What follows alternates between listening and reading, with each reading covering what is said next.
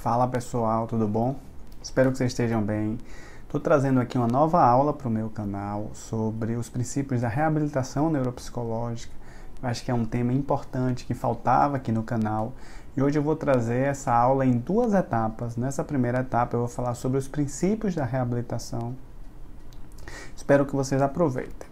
Vamos lá, inicialmente quero trazer aqui os conceitos bem básicos, sobre essas definições, caso você nunca tenha ouvido falar sobre o que é de fato uma reavaliação neuropsicológica. E inicialmente eu trago esse conceito o que é, Então assim, a reabilitação neuropsicológica você pode pensar como um conjunto teórico de intervenções que eu vou estar destrinchando aqui para você. Então é uma área da neuropsicologia que vai tentar, como o próprio nome já diz, mas não necessariamente com essa forma, habilitar novamente para as funções neuropsicológicas. Mas você não necessariamente vai fazer essa nova habilitação, porque muitas vezes pode ser uma criança que nunca adquiriu uma certa habilidade.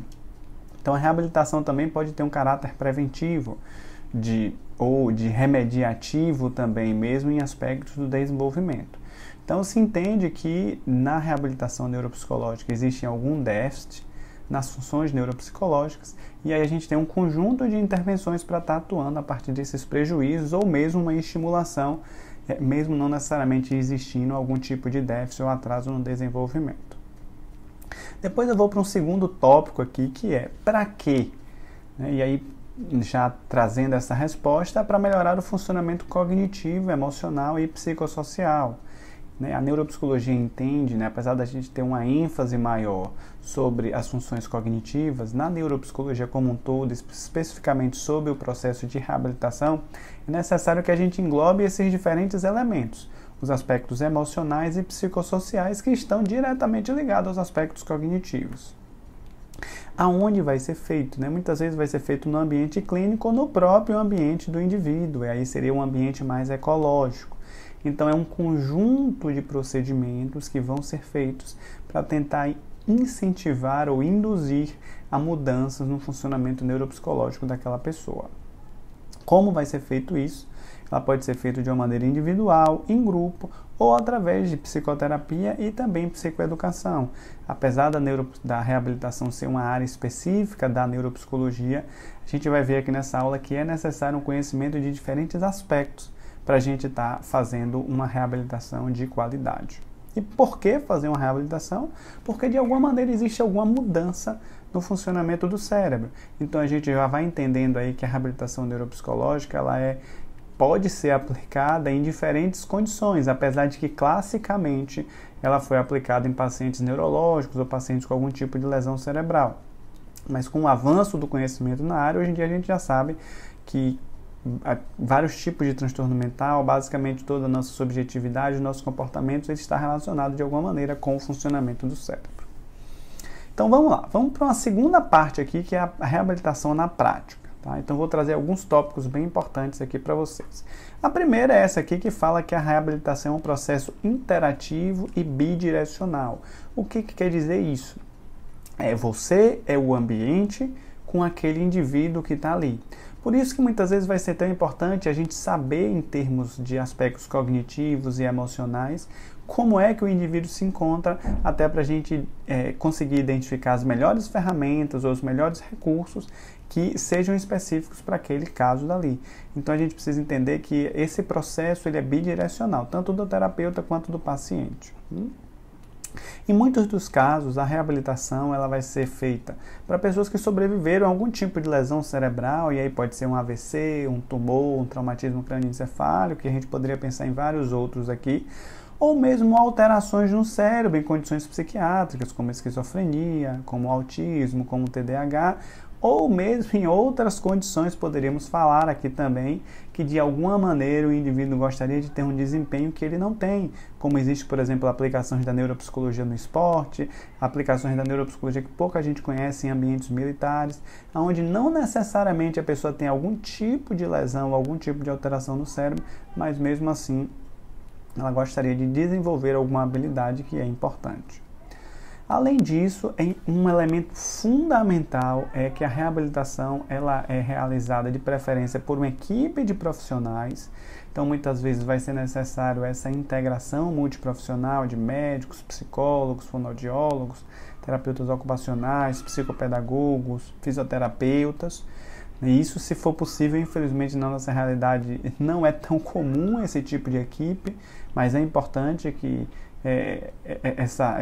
esse conjunto de conhecimentos se aglutinem para pensar uma reabilitação daquele paciente, e também a participação da família é fundamental, porque é a família que convive com esse paciente e também, claro, quando eu falo família, isso entra também, logicamente, o próprio paciente.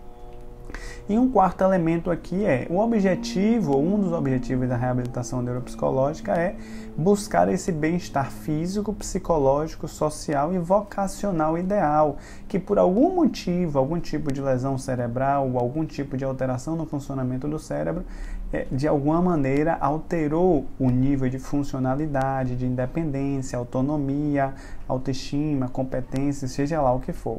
Então a gente precisa pensar nesses 4 elementos aqui para a gente ir para a prática da reabilitação. Bom, então eu trago aqui essa definição, que ela é uma definição mais formal, uma definição ampla, para a gente, já que você está acompanhando aqui ainda, saber de uma maneira mais teórica o que seria de fato essa reabilitação neuropsicológica. Então eu trago aqui essa definição que traz que o processo de reabilitação é um processo de mudança ativa. E aí veja que eu ainda grifo essa ideia de mudança ativa, porque o tempo todo o paciente ele vai estar sendo convocado para esse processo de mudança, a qual por algum motivo aquela pessoa teve algum tipo de atraso, seja porque ela adquiriu, seja porque em termos de desenvolvimento ela ainda não conseguiu desenvolver aquela habilidade, né? Então assim, se tornou deficiente, ou não conseguiu adquirir um determinado conhecimento para um ótimo desempenho físico, psicológico e função social. Então, esse daqui deve ser um dos focos dos aspectos da reabilitação.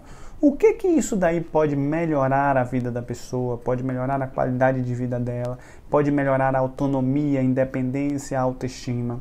Então, esse daqui é o foco. Então, muito do que a gente vai fazer, a gente vai tentar identificar esses elementos que produzem algum tipo de prejuízo, produzem algum tipo de déficit que de alguma maneira interfere nessa inserção de autonomia, de independência, inserção social ou emocional de alguma maneira na vida da pessoa.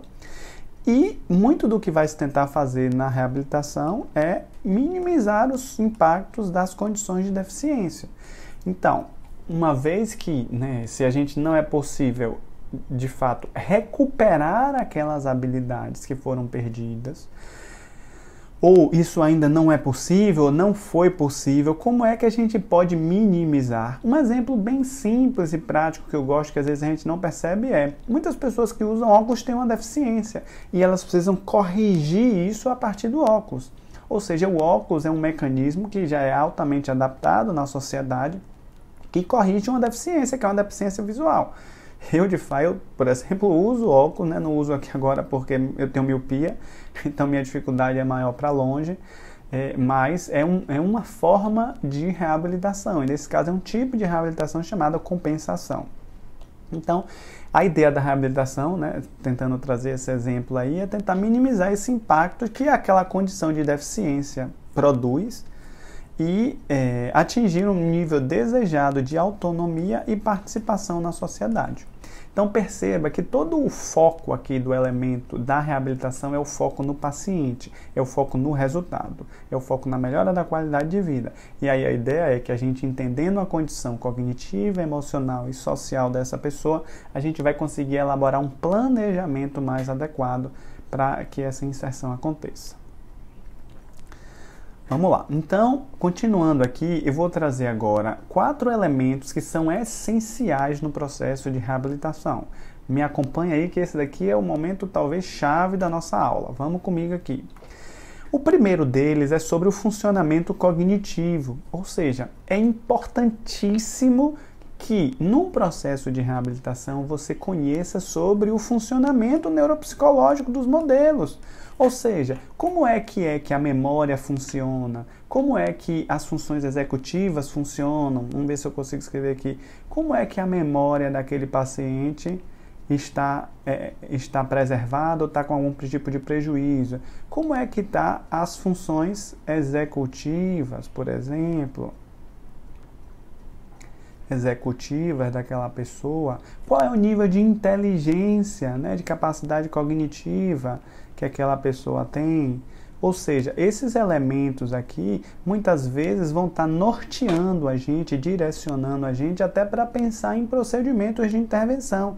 E é mais do que isso, é conseguir integrar esses prejuízos aí. Porque muitas vezes o paciente, quando chega para a gente, ele chega com um determinado tipo de queixa. Então, muitas vezes ele vai falar assim, não consigo aprender, não consigo me concentrar, não consigo resolver os problemas do meu trabalho, não consigo fazer algumas coisas na minha casa, não consigo planejar para fazer um supermercado, gostaria de fazer uma faculdade, fazer um curso, mas não sei por onde começar.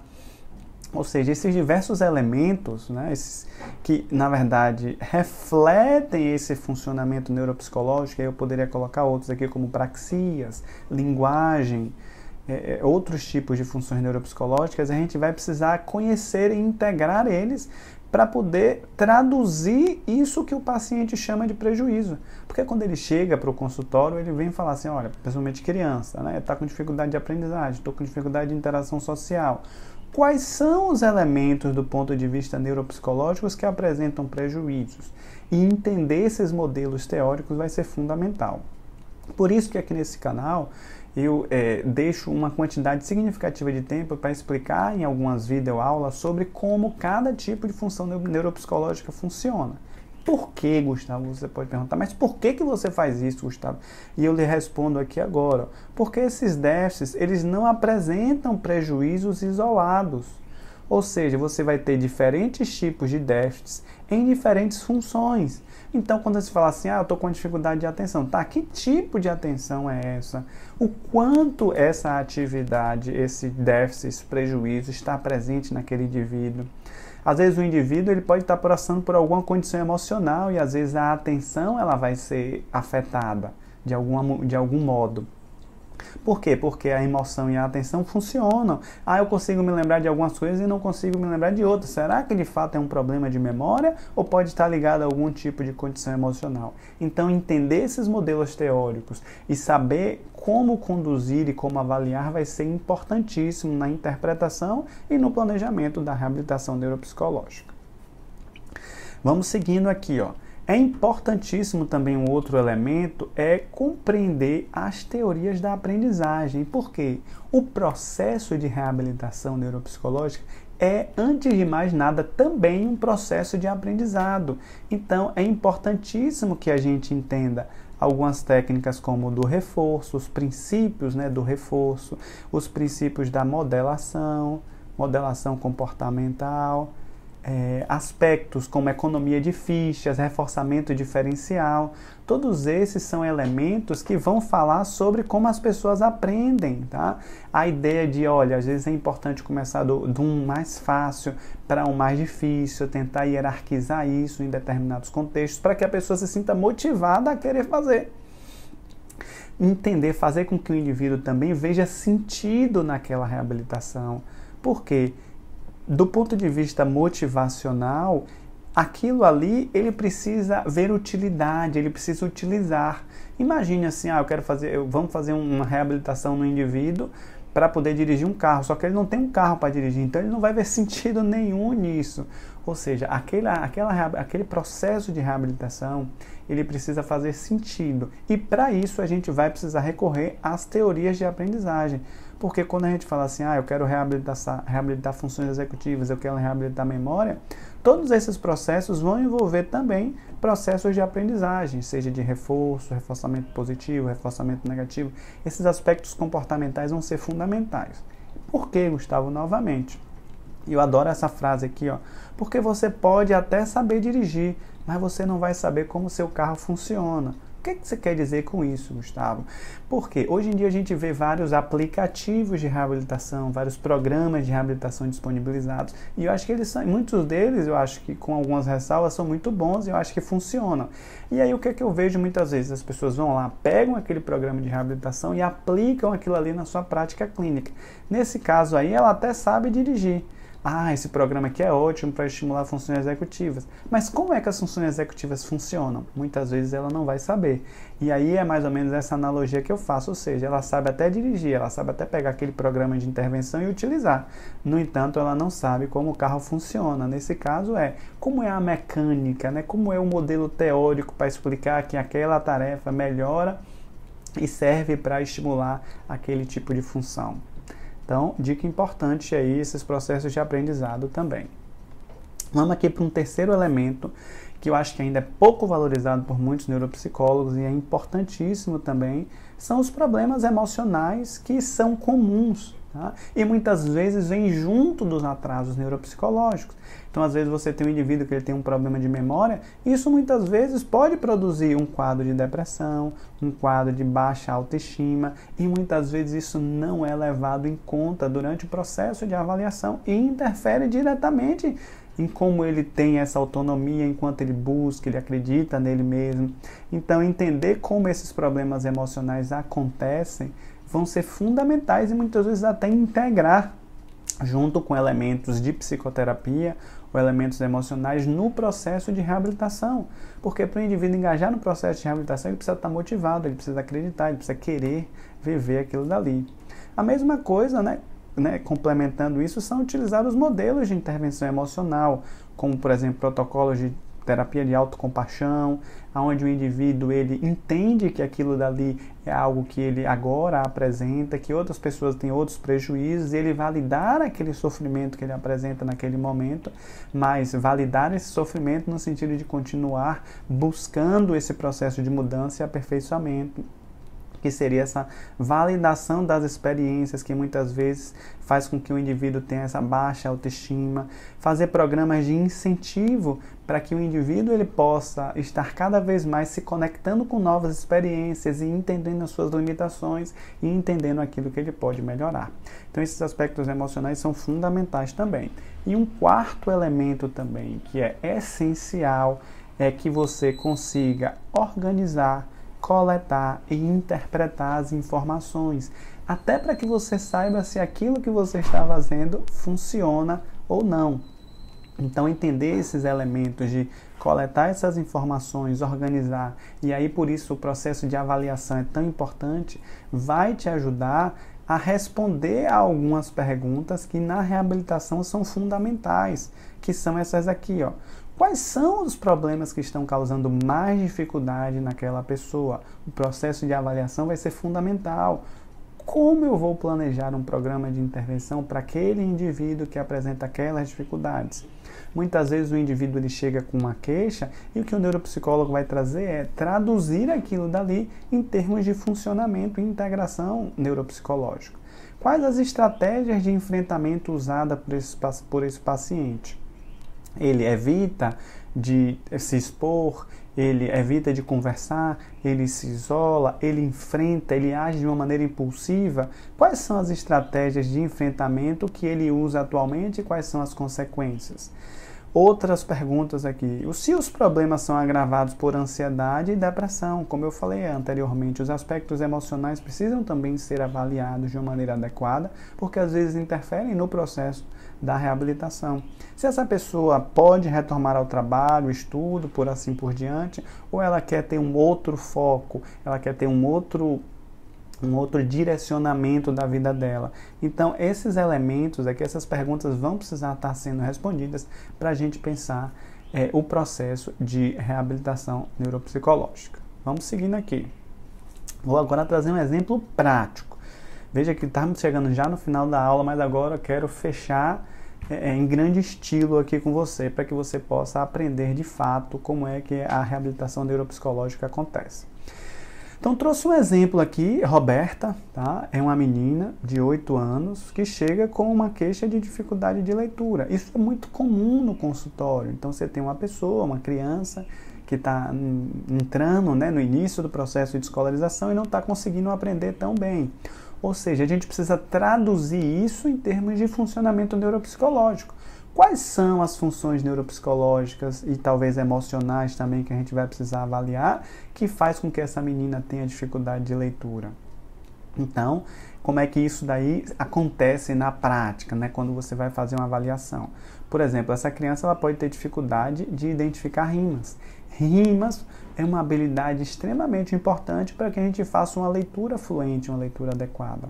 Ao mesmo tempo, nesse funcionamento cognitivo, nesse processo de avaliação, se identifica que ela tem atraso de memória de trabalho. E aí, memória de trabalho é um tipo de função neuropsicológica muito importante para o processo de aprendizado, porque é aquele espaço mental que tem dentro da nossa cabeça. Ou seja, você traduz uma queixa, que é Roberta com essa dificuldade de leitura, você traduz em termos de funcionamento cognitivo ou funcionamento neuropsicológico. Para pensar essa intervenção, o que é que você pode fazer também? Você pode utilizar técnicas de reforçamento diferencial. Por quê? Porque Roberta, quando chegar para você, provavelmente ela vai evitar tarefas de leitura e escrita porque ela não gosta, porque ela já teve algumas experiências e tem dificuldade, e ela acha que ela não é tão boa assim na leitura e na escrita, e ela prefere atividades de matemática. Ou seja, a gente vai ter que implicar junto com Roberta algumas atividades para que ela se engaje, talvez com atividades inicialmente mais fáceis, um pouco mais fáceis e acessíveis, e depois ir reforçando para que ela possa ir fazendo atividades mais difíceis. Em alguns casos você pode fazer técnicas de economia de ficha, que é um pouco aquela ideia dos brindes à medida que a pessoa vai emitindo os comportamentos adequados. E aí algumas pessoas podem falar assim, Gustavo, mas isso eu não vou estar só estabelecendo uma relação de troca e tudo mais? E aí eu volto lá para as teorias motivacionais. Às vezes isso daqui pode ser útil no momento que a criança se sente desmotivada, mas às vezes lá na frente, quando ela começar a ver que ela consegue, que ela está melhorando o desempenho, pode ser que essa motivação que antes era intrínseca, que era extrínseca, para ganhar o prêmio, o brinde, agora se torna intrínseca. Então, entender como esses processos de aprendizado acontecem no processo de reabilitação e implementar esses processos vão ser fundamentais. Um outro elemento é identificar as emoções. Quais são os processos emocionais que estão envolvidos aqui com Roberta? Então, muitas vezes ela vai ter uma baixa autoestima. Ou seja, quais são essas emoções que estão associadas a essa baixa autoestima? Como é que isso se expressa? Provavelmente em desistência, não tentar, ficar se julgando. Então esses elementos vão precisar ser trabalhados. Olha lá aquele elemento da compaixão que eu falei com vocês. Talvez identificar as emoções que ela apresenta, quais são os tipos de emoção no momento que ela vai tentar fazer uma atividade de leitura e escrita. Ela se sente triste, ela se sente com medo, ela tem medo da mãe brigar, ou dos coleguinhas rirem dela, ou seja, essas emoções e essas situações precisam ser validadas. A mesma coisa o processo de reestruturação de pensamentos. Então, assim, ela provavelmente não deve se achar uma criança tão competente, então a gente pode utilizar técnicas aí para que ela se sinta mais motivada e vá em frente e consiga fazer essas atividades. E as avaliações também vão ser fundamentais, né? Então, assim, anteriormente vai ser importante avaliar com uma tarefa de detecção de rimas. Por quê? Porque em termos de funcionamento cognitivo, isso muitas vezes vai estar associado à dificuldade de leitura. Veja, gente, eu estou dando aqui um exemplo, mas essa dificuldade de leitura poderia estar associada a diversas outras queixas ou a diversos outros atrasos, tá?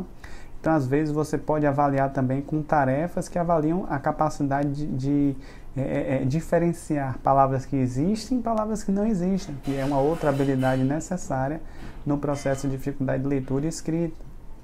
Como foi o desempenho dela em tarefas como DigitSpan ou Cubos de Corsic, que são tarefas que avaliam a memória de trabalho. Então, o tempo todo isso provavelmente vai estar sendo retomado no processo de intervenção. Então, depois que você faz todos esses elementos, estou aqui finalizando já, depois que você faz todos esses elementos, você vai conseguir, então, pensar em intervenções adequadas. Ou seja, você pode pensar em cantigas infantis para ajudar as tarefas de rima, por exemplo. Você pode pensar em aplicativos online. Quais seriam esses aplicativos online que são mais adequados para a Roberta? Você pode trabalhar com técnica de reciclagem de pensamento. como da terapia da reciclagem infantil, do Roberto e da Marina Caminha, por exemplo.